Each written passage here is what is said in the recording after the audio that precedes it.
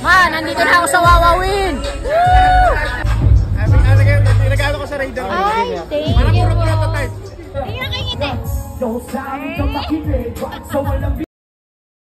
Pupunta nga pala tayo ngayon ng Makati Circuit at a-attend tayo ng Evo Fest. Pero syempre, para malakas ang energy mamaya, dumaan nga muna kami dito sa Bulacan at kumain nga muna kami nila UG. Pagdating nga namin sa mismong event, Diyos meyo apo, punong-puno talaga sa dami ng tao. Kaya nga medyo napalayo ang aming parking. Tapos sinundo na nga kami dito ni Boss Rockwell. Siya nga pala yung mag-host sa JRP Kings of Kings sa darating na December. Simula nga nung nag-vlog kami ni UG, nakakatuwa lang dahil nga malaki na pinagbago ng aming buhay. Napakadami na nga nakakakilala sa amin kahit saan kami pumunta. Kaya nga gagamitin namin yung opportunity na binigay sa amin ng Diyos hindi para sa masama kundi para sa mabuting bagay. Syempre naman ang una nating pinuntahan dito ay ang ating JRP family. Ito nga pala ang aming Boss Kobe. Tapos syempre pinuntahan na nga natin dito si Boss Renz Mateo. Tapos nga nag-birthday si Boss noong November pero wala pa nga kaming regalo kaya nga nagdala kami dito ng mga pasalubong para sa kanila ni Boss B. Sana nga po ay magustuhan nyo. Sa pag-vlog nga namin ay hindi lang basta vlog. Alam nyo ba yon yung nagkaroon ka ng mga bagong kaibigan, bagong kapamilya, tapos nga isa pa doon ay nakikita mo talaga kung gaano mo napapasaya yung mga ibang tao.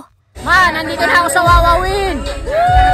Meron nga rin palang pa-motor show itong Evo Fest at lahat nga ng mga madidiin na motor nandito na at nakita pa nga namin dito ang isa sa mga kaibigan namin na walang iba kundi si Kuya Max Garage. At dahil nga Evo Fest to na pagmamay-ari ni Boss M, syempre hindi naman dito mawawala ang Team Graffiti. Pumasok nga kami ulit dito sa loob tapos nga pumunta kami ulit dito sa booth ng JRP at syempre naman hindi namin palalagpasin yung pagkakataon na hindi magkaroon ng picture si UG at saka si Boss Renz. Sa totoo nga lang nung una kala namin parang kahirap lapitan ni Boss Renz pero sa totoong buhay, naku, kung alam nyo lang kung gaano siya kabait. Kita nyo naman kung paano siya makipag-usap kay UG. Talaga nga namang napaka-normal lang. Yung tipong wala bang halong yabang sa katawan. Tapos nga meron siya dito ipinakitang picture. Ang sabi nga niya may regalo daw siya kay UG galing Thailand at ito nga daw ay nag-iisa lang at wala pa kahit saan. Hindi pa nga lang daw pwedeng ipakita. At nagulat din ako, biglang dumating yung kapatid ni UG. Siya nga ba?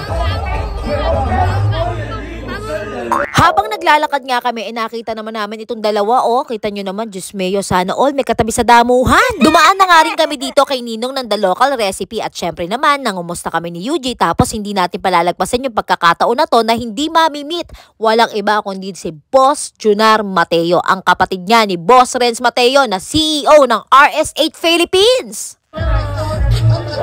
O diba, talaga naman nakaka-inspired itong dalawang Mateo brothers na ito. Bukod sa napakahusay na sa negosyo, mga napakabuti talagang mga tao. Dahil nga Evo Fest to, hindi po pwedeng hindi tayo dadaan sa mga Evo helmet. So tinitingnan niya dito ni UG yung mga helmet at napakagaganda nga nilang lahat. Tingnan nyo naman yung gulong ng Evo na motorcycle, pagkakinis-kinis, makinis pa sa mukha ko. Habang iniintay nga namin si Flo G na mag-perform dito, meron nga naman muna kami mga pinanood na mga magagaling ding mga artist.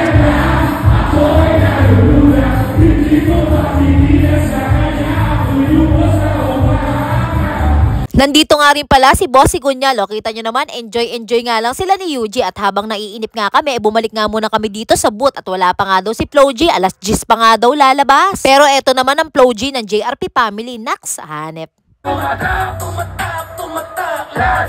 Pinaupo nga ni Boss Renz dito si UG at nagbibidahan nga sila tungkol sa pyesa. Maya-maya nga lang ay sabi niya kay UG meron daw siyang regalo dito. Ito nga daw ay nag-iisa lang. Prototype nga din daw para nga daw sa Raider FI ni UG.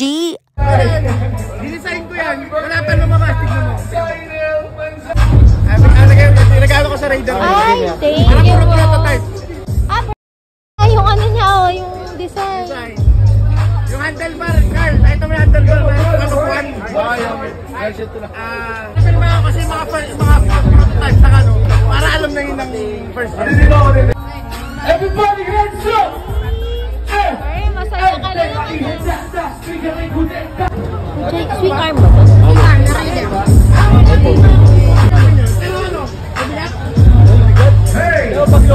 Tingnan kayo ngiti. Isa pa, tingnan kayo ngiti. Ay!